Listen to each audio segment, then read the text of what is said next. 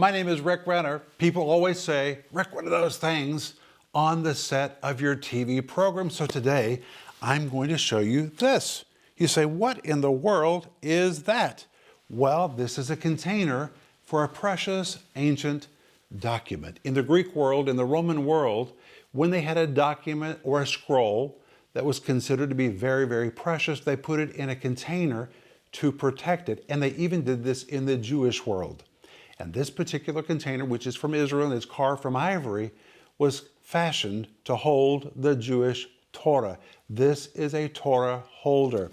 You could open it, and inside you would have found the Jewish Torah.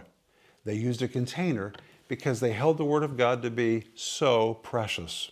And when I look at this, I think of Paul's words to Timothy in 2 Timothy chapter 3, verse 15, when he says, Timothy, from a child, you've known the Holy Scriptures, which are able to make thee wise unto salvation.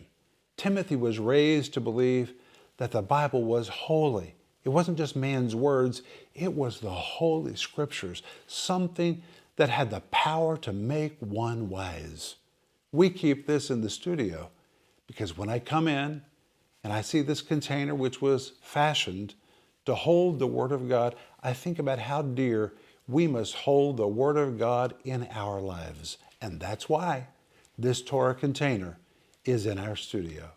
Wow, wasn't that a great video? My friends, would you please subscribe, like, and comment under this video? Please do that. It will help us reach more people with the gospel of Jesus Christ.